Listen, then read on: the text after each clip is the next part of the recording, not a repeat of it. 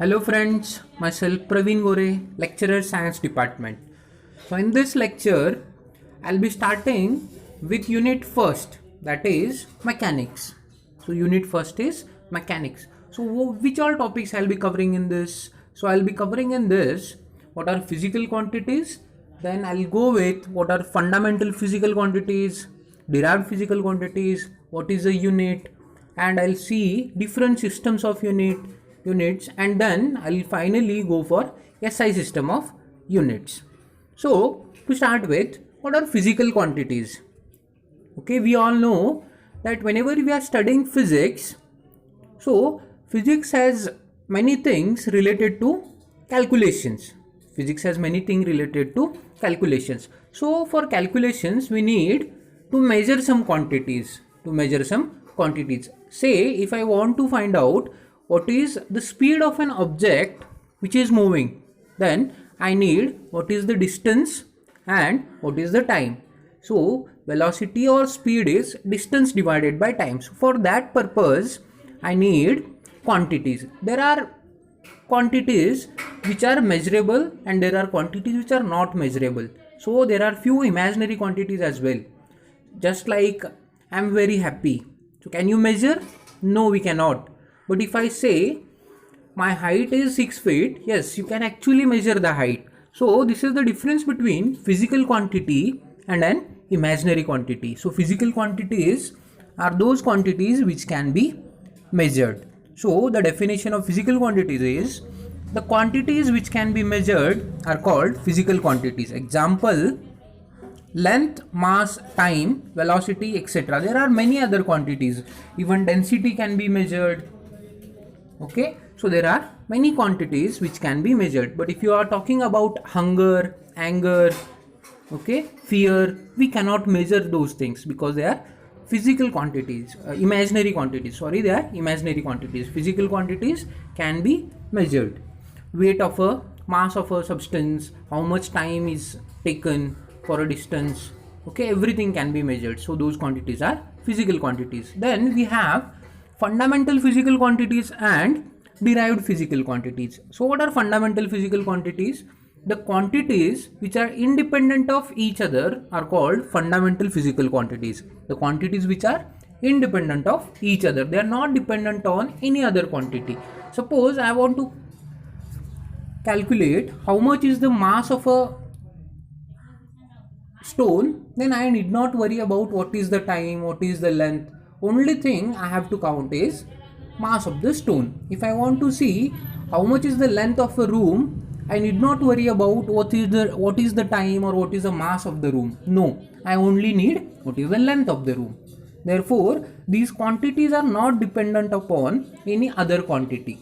These are not dependent upon any other quantity. Therefore, these are called as fundamental quantities. Then we have derived physical quantities.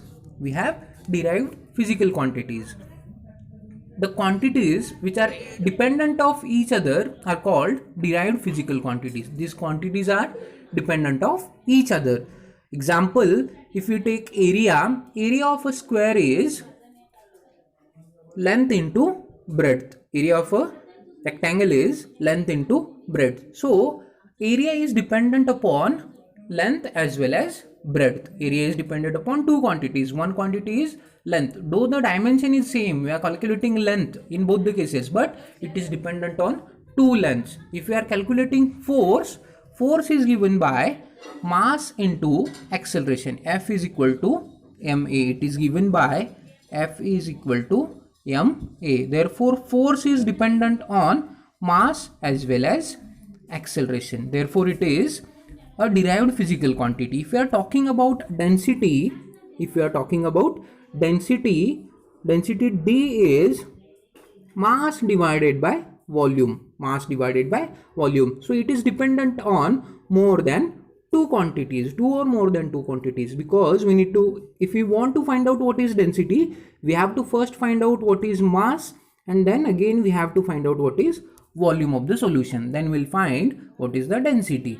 In the similar manner, if you want to find out speed, okay, we can find out speed by distance covered divided by time. So in both these cases, we want length and time taken. Length divided by time taken, distance covered divided by time taken gives us speed.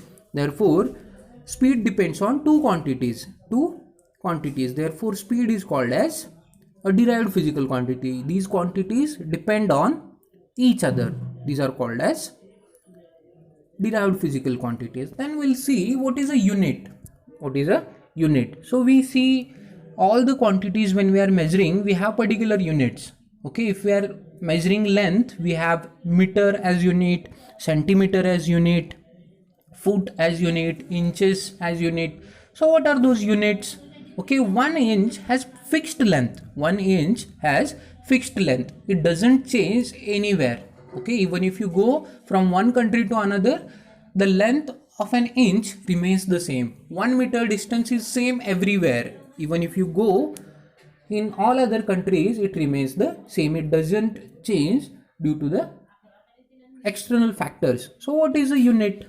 Unit is a standard reference used to express any physical quantity. It is a standard of reference used to express any physical quantity.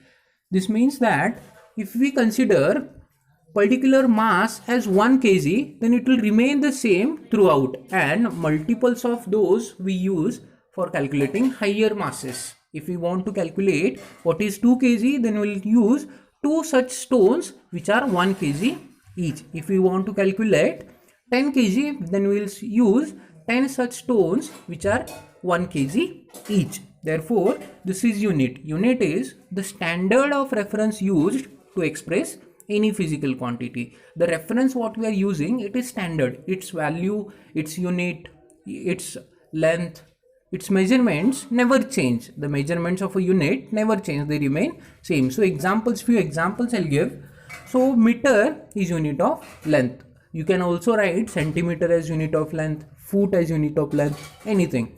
Then kilogram is unit of mass. Kilogram is unit of mass. Also we have pound as unit of mass, grams as unit of mass. So there are many units for one physical quantity.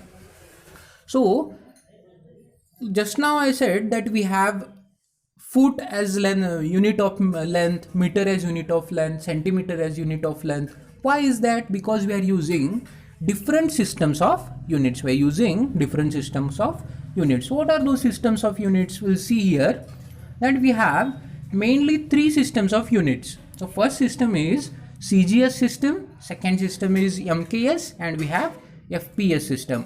And above all this, we have one generalized, widely accepted, internationally accepted system, that is SI system. So we'll go one by one.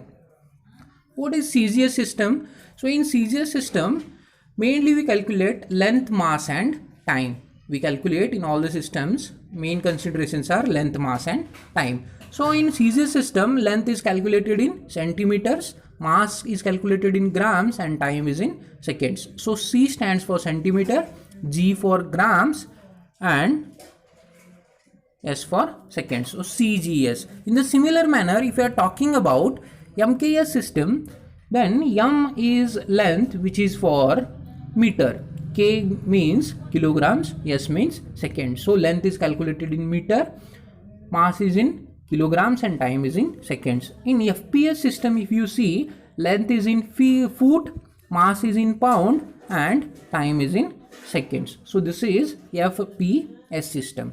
Then we have SI system, system of international units. SI system, system of international units. So in this system, we have 7 basic units. We have 7 basic units and 2 supplementary units. So which are those 7 basic units and 2 supplementary units? So I'll start with basic units. So basic units are, first one is length. Length is calculated in, always measured in meter. Length is measured in meter. The SI system of length is meter. Then we have mass measured in kilograms. Unit of mass in SI system is kilogram. Time is in seconds. Time is in seconds. We have hours or minutes, but we calculate it in seconds. Temperature. For temperature, we have different scales. We have degree Celsius, degree Fahrenheit, we have Kelvin. So out of these 3, Kelvin is SI system of units. Unit of temperature in SI system is Kelvin. Then we have electric current, we calculate it in ampere, electric current in ampere. Luminous intensity is calculated in candela, it is measured in units of candela. Then amount of substance, it is mole. So in the brackets beside all the units we have symbolic representations. Okay, so these symbolic representations are used while solving problems. Okay, so if they want to give you the length of 50 meter, then always they will use small m, they will never use 50 m. No, it is wrong. If they are telling you that temperature of a system is 40 Kelvin, then always they will use capital K. If they want to tell you mass of a system is 5 kg, then they will use capital K and small g. They will never use kg. No, it will be a contradiction to the SI system of units. Therefore, they always use this symbol. So symbols are also very important. Okay, then we have supplementary units. So supplementary units are, there are two units, which is one is plane angle and another is solid angle. So plane angle in SI systems is measured in radian and solid angle is measured in steradian. We have two systems, two units, plane angle radian and solid angle steradian. So these are the things in this lecture. There are few more things coming ahead. I'll be covering those in the next lecture. Thank you.